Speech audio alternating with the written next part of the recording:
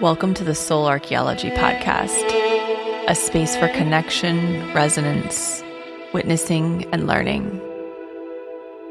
Together we'll harvest medicine from the spiral of life, sharing conversations with other embodied humans who have navigated their own initiations and found alignment with their true soul essence.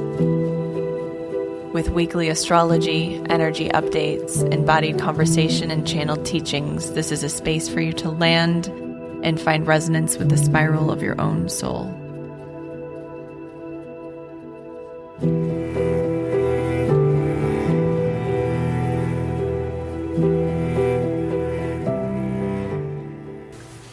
Hello, and welcome back to Soul Archaeology.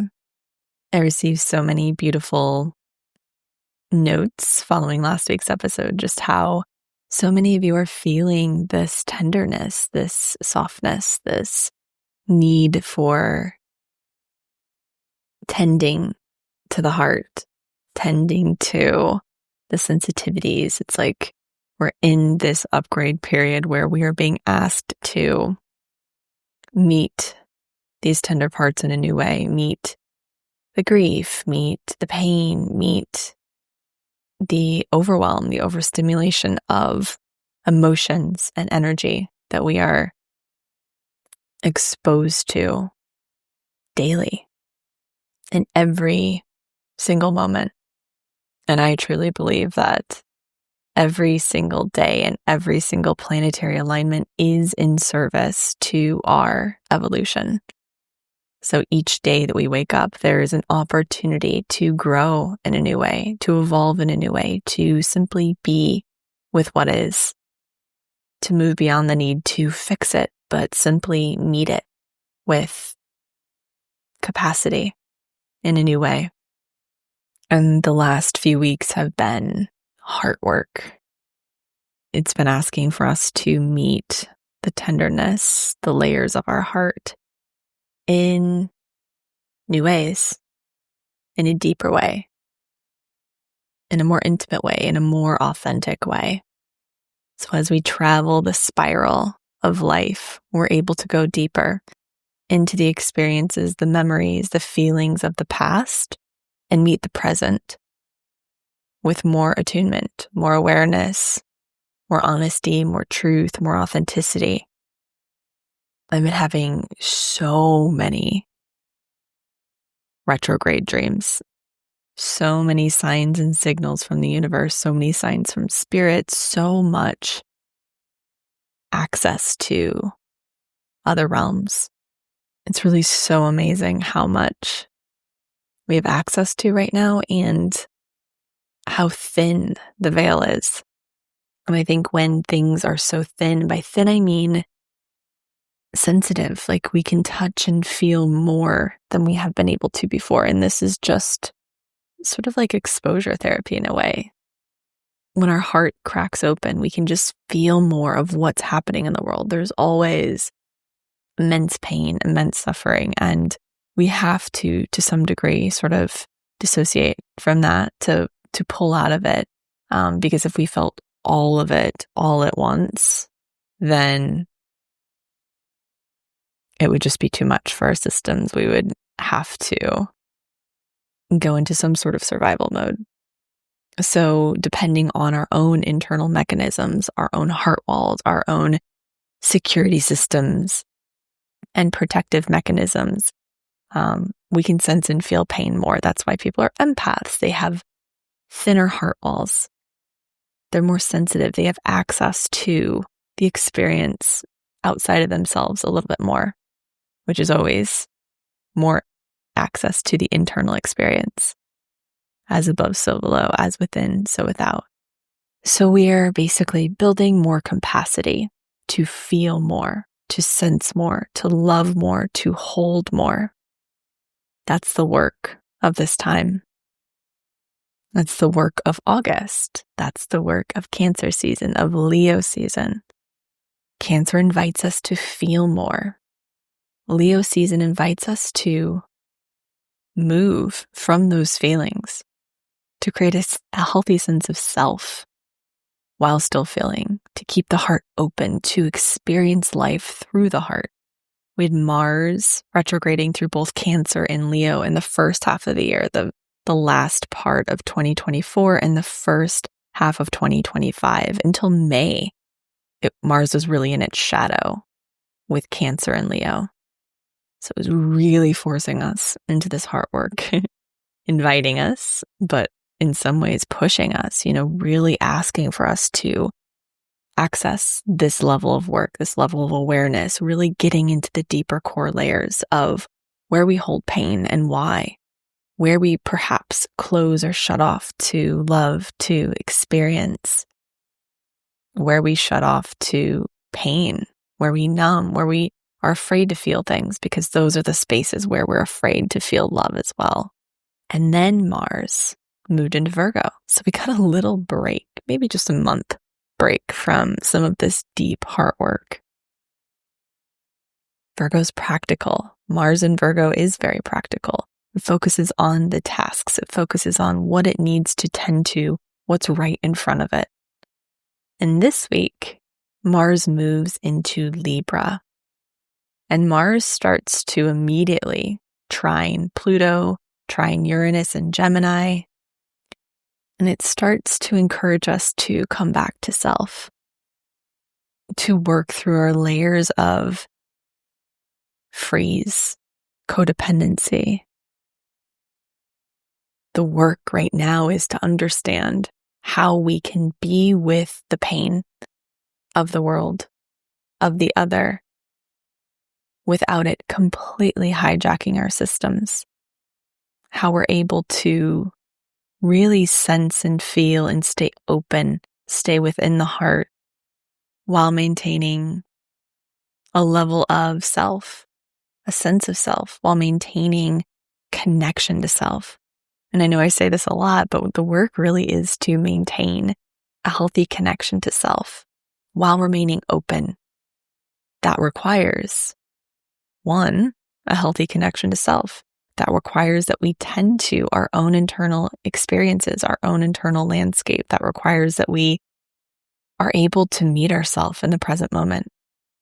That we work through in whatever way that we feel called to, whether it's somatic work or breath work or meditation, body work, therapy, EMDR, whatever the modality is that you love, working through the layers, the fear, the anxiety, the grief that keeps you outside of your connection to self. And then from there, you're able to open more. You're able to connect more with others. When we deepen our connection to self, we open to a deeper, more authentic, more loving connection to the world. So a strong, healthy connection to self, an open heart, and a strong, straight spine. And all of these things together create the balance that we'll be talking about today. But one of the requirements to move through life with an open heart is boundaries. Not walls, but boundaries. So this week on August 6th, Mars enters Libra, where it's in its detriment and gives us a whole lot of opportunity to do some deeper work around the access of self and others. And then it immediately starts to trine Uranus and Gemini, which is at the first degree. So it's forming a harmonious aspect to Uranus, which is newly in Gemini. And then on August 9th, we have a full moon in Aquarius at 17 degrees. This is also the last week of Mercury retrograde. Mercury stations direct on August 11th. So we have a big week of processing, being with subconscious material, being with the past. The rest of this year we spend in retrograde season, but we have this last sort of push of Mercury as it's retrograde in Leo. So this is calling us into, where do we hold unconscious material connected to the heart, connected to self, connected to belonging, confidence, power, courage, identity. expression. This week, Mercury opposes Pluto, which is also retrograde. So these two are meeting once again. They met a few weeks ago while Mercury was still direct, and now they're going back to meet while Mercury is retrograde. So this is an even deeper look at an excavation of where are we unconsciously and playing out beliefs, patterns, narratives that tell us something from the past related to self, belonging, identity, expression, worthiness, where we hold power dynamics in our relationships. Mercury retrograde is also this week trining, so forming a harmonious aspect to Saturn and Neptune. So once again, bringing us into deeper truths, looking at where we're dissociating, where we're pulling out of our heart space, of our real true reality, where we need to form a deeper connection to self. Leo and Aries are both signs of self. They're both fire signs, so they deal with passion, they deal with expression, they deal with initiation, with life force. So Mercury retrograde opposite Pluto retrograde, and Mercury retrograde trine Saturn and Neptune retrograde. These transits are going to bring us just deeper into this Mercury retrograde work. My dreams are already so deep, so wild. It's very, very clear what I'm being called into. And so Mars newly in Libra this week also trines Uranus. It's also opposite Saturn and Neptune in Aries and trine Pluto. So we have a full moon at the end of the week on August 9th. And this moon is unaspected. So it's just a powerful, potent, pure opposition between the sun and the moon, the sun in Leo and the moon in Aquarius. But there's all these other things happening in the sky. And of course, it's all interconnected. But I first want to start with this story of Mars and Libra, because this informs the story of the full moon in Aquarius as well. And Mars is the planet of action. It's how we assert ourselves, how we act, how we pursue our desires. Libra is the sign of the other. It's the sign of balance, the sign of intellect, harmony, collaboration. It's the 7th sign of the zodiac. So it's where we start to meet the other, where we start to explore relationship with another. Libra's shadow is codependency, abandonment of self, dissociation, freeze, decision paralysis, leaving self to avoid disconnection, rejection, abandonment. Libra is always pursuing harmony and balance.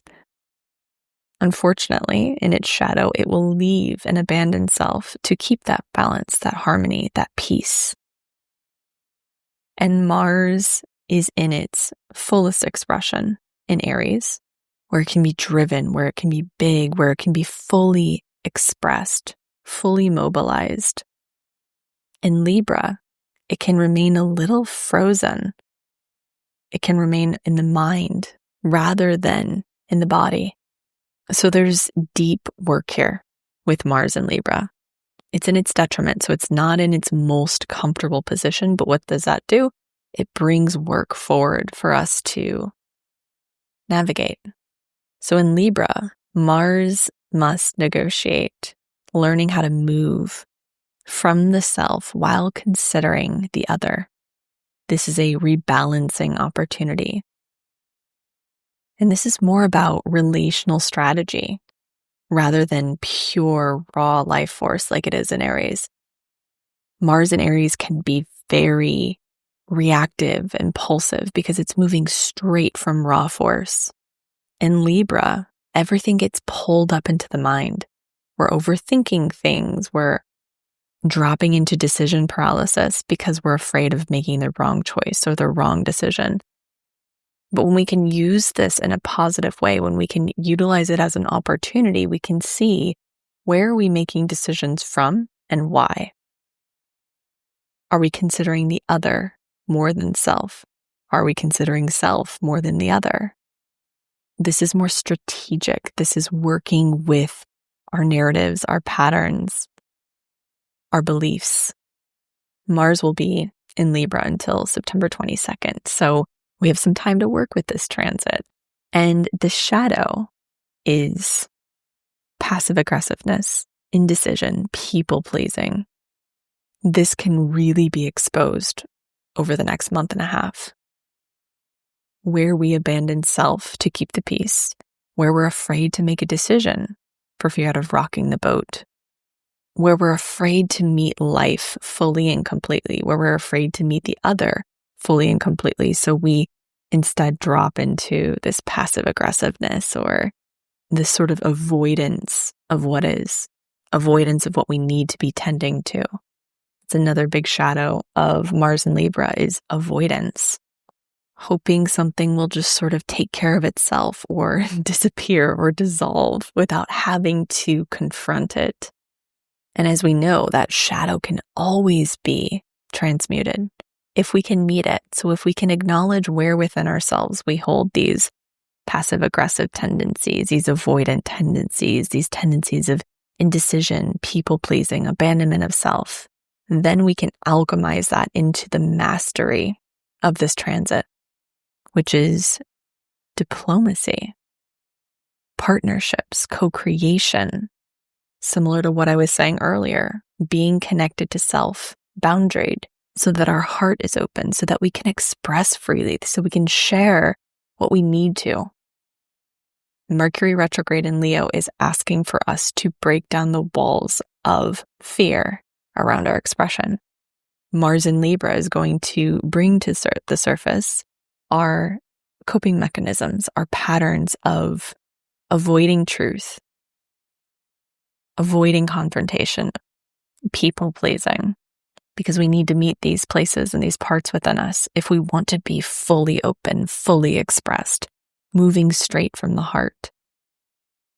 And the next week is really going to show us where we're moving from the mind, where we're moving from the heart, where we're moving from dramaticism or emotions, and how we can upgrade into the higher heart, which takes into consideration the mind. It takes into consideration the emotions. It's able to transmute the emotional experience, meet it, transmute it, so that it can move from the higher self. And because Mars is going to be opposite Saturn and Neptune and trine Uranus and Pluto, we're going to be brought into the deep work immediately. They're meeting these outer planets. And so our personal and our external, our daily life and our big pictures are going to be under review. So this is going to touch every aspect of life. This isn't just larger life themes. This is about daily life and the choices and the actions that we take daily that create the greater fabric of our larger lived experience. And this journey of Mars really moving into Libra, bringing us into this work, of course, like I said, supports this full moon in Aquarius. But before dropping into the full moon in Aquarius, I want to mention that my course, Inner Compass, is available now. I've received so much beautiful feedback about this course. And I, of course, talk a lot about the lunar nodes, how they've just completely changed my life, how understanding them, accessing the wisdom of my South node, the wisdom of my North node, finding a way to move with them, to let them really guide me, has been life-changing. I also use them in my containers with clients. I use them on a daily basis myself. I'm able to understand my family, my partner in a deeper way, understanding my personal lunar nodes and also the lunar nodes of the people that are around me. And it's so incredibly accurate. It's so fascinating to me when I see the subconscious pieces playing out around me and within me, of course. They're always connected to the South node. And it's so helpful to understand these 2 points in your chart. Even if you're not super familiar with astrology, these 2 points are incredibly enlightening and illuminating. So this course really walks you through understanding your own personal north and south node in your chart. I have a chart that actually maps it out. And then, of course, if you have your natal chart, that's helpful too. But you don't even need to have your full chart to do this course. So it walks you through your own personal north and south node, how to practically integrate them into life, how to work with them in any type of therapeutic container you're in. If you're doing subconscious work, if you're doing talk therapy, if you're doing work on your own, understanding your north and south node is incredibly helpful because it allows you to really understand why you're doing what you're doing, the patterns and programs that have always been there. So this is a self-guided course. You can take as long as you need to move through it. You will always have access to it. I've had a lot of people tell me that what was identified in this course is what they've learned over 10 years of therapy. And it just sort of spells it out right in front of them. So it was 10% off through the month of July. And I'm actually going to extend that a few more weeks as well, just for my podcast listeners, because I love all of you so much. And so you can use the code NORTH for 10% off until eclipse season, which begins on September 7th. So just for my podcast people, 10% off using the code NORTH, accessing Inner Compass, my North and South Node course, and I'll be linking that in the show notes too. So moving into this full moon in Aquarius, and this is such a sort of interesting full moon. I always find the full moon in Aquarius is really fascinating in general, but it's also not aspected. So there are no other aspects to this full moon. So it's just this pure, potent full moon. And of course, the full moon is when the moon and the sun are opposite one another. And the moon is our inner landscape. It's really personal. It's our underworld. It's our subconscious. It's all the spaces within us that aren't always visible to others. It's how we care and nurture ourselves. When the sun and moon are opposite one another, the sun, which is consciousness, fully illuminates our internal landscape. So emotions are heightened. We can see more beyond the veil into our feelings, into our subconscious, into our mental spaces. The patterns and programs that we're always running behind the scenes get exposed. This is also the last full moon before eclipse season begins. And the eclipse window actually opens with this full moon. So this full moon is on August 9th at 12:54 a.m. Pacific. It's a full moon in Aquarius. We are in Leo season. And Leo is the self. Aquarius is the group or the collective. Leo is the heart. Aquarius is the mind. And what a full moon does is it exposes where these two opposite energies need to be rebalanced, how we can find harmony between the heart and the mind, the self and the collective, where they could work together more, where they need more support in rebalancing. And Leo is the healthy development of the ego, of our personality, of our self within this life. And we need a healthy ego. We need self. We need to have a personality. We need to have the healthy ego in order to be of this world at this time. But this work is really showing us how we can be this self, but still part of the greater whole, the greater fabric. Aquarius is the mind. It's futuristic. It's innovative. It's about collective consciousness, liberation from outdated systems. But it's also fixed air, so it can be quite fixed in its beliefs, fixed in the mind. It will sometimes look for homogenization or even sterilization, whereas Leo is looking for identity. It's looking for authenticity. It's looking for uniqueness. It wants to be seen as the self rather than part of a greater whole, where Aquarius would like for everyone to sort of blend into one another. Aquarius looks for liberation from the past so that we can sort of unite in this frequency of the higher mind. That's its highest expression. It's moving beyond the limitations of the ego to access the higher mind. And of course, all of our work has been to access the higher heart, to move beyond the limitations of our pain, our suffering, our emotions, to move through, to honor, to transmute our emotional experience so we're able to access the higher heart. And this full moon in Aquarius will have us access the higher mind. It's going to illuminate what we're connected to. The tribes, the groups, the affiliations, the friendships, the communities that maybe aren't allowing us to expand beyond their walls. Where have you been hiding around this identity, this group? And where can you access more of your own personal individuality, more of your own truth, more of your own expression?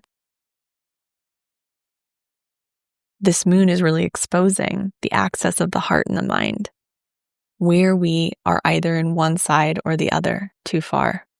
This whole season is bringing us into, like I said earlier, work around the heart, coming back to the heart, moving from the heart. And this moon will show us where we're still operating from old programming that keeps us in boxes, limiting beliefs, identities that are no longer serving, or where we're too far in the mind, where we're overthinking, where we're over-identifying with a belief or a system, and where we need to come back to our truth, the truth of our heart. This moon could bring sudden clarity around what's not working, what needs to be deconditioned within us to question the way, quote unquote, things have always been done. Is there a new way? Is there a better way? Collectively, this week could bring information and headlines and maybe revelations around technology, AI, science breakthroughs. There might be protests, collective action, conversations around infrastructure, systems, climate, the systems that hold communities together. It's all being illuminated, what's working and what isn't. Where are we moving from the mind and the way things always have been done because that's just what we do and we're in default? And how can we come back to meeting, once again, meeting what's uncomfortable, confronting what's uncomfortable within our own internal experience, within our communities, so that we can find a new way that comes and moves from the heart. Because this entire journey, I believe, is a return to the heart. This entire journey, this life is about learning how to move out of survival and into the heart, how to move from life fully and completely from the heart. And that can take some work. We can always access our heart, but it might be fleeting, right?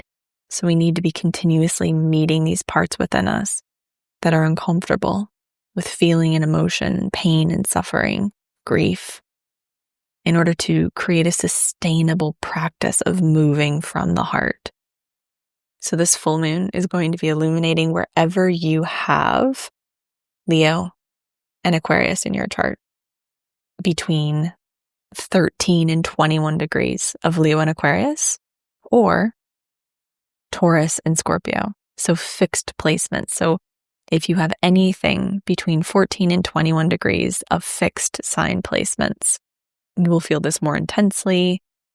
But we also have this early degrees cardinal placements activation with Mars, with Saturn and Neptune.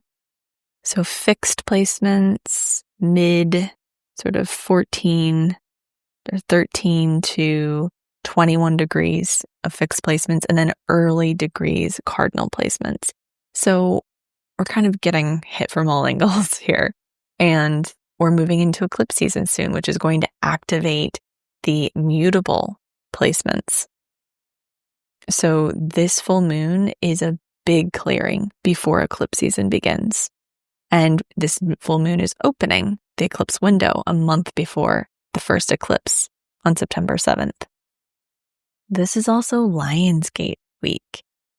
And I don't talk a lot about Lionsgate, but the way I see it is that it's an influx of light, of consciousness.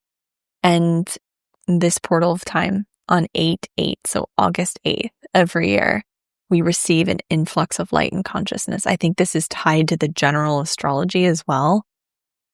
This is also the birthday of Soul Archaeology, so thank you for being here. I launched it on August 5th of 2023. So it's a Leo baby, and it loves this energy. And once again, I'm just so grateful to have you all here. So grateful. My friends at Pound Jewelry have also released a very special Lionsgate collection. It's launching on August 7th. Inspired by the rise of Sirius, the star, in alignment with the sun in Leo. And Lionsgate, this portal of time, is all about renewal, courage, heart, and clarity. And their collection is inspired by Lion, the sun, and Sirius, the ancient Egyptian New Year, weaving solar stones like citrine and carnelian with the wisdom of the sea, such as pearls, abalone shell, stone cut into the shape of shells, and aquamarine, illuminating the energy of Cancer and Jupiter in Cancer. I love their work so much. I have many pieces that I just absolutely adore. I utilize their pendulums in my work as protection, as direction. This collection is going to be incredible. It's an all-female team. They're based in St. Louis, Missouri, where I'm from. They're so near and dear to my heart, and they're truly alchemists of light. They're just this trio of strong women that access humor and joy, love and presence in ways that I'm just in awe of.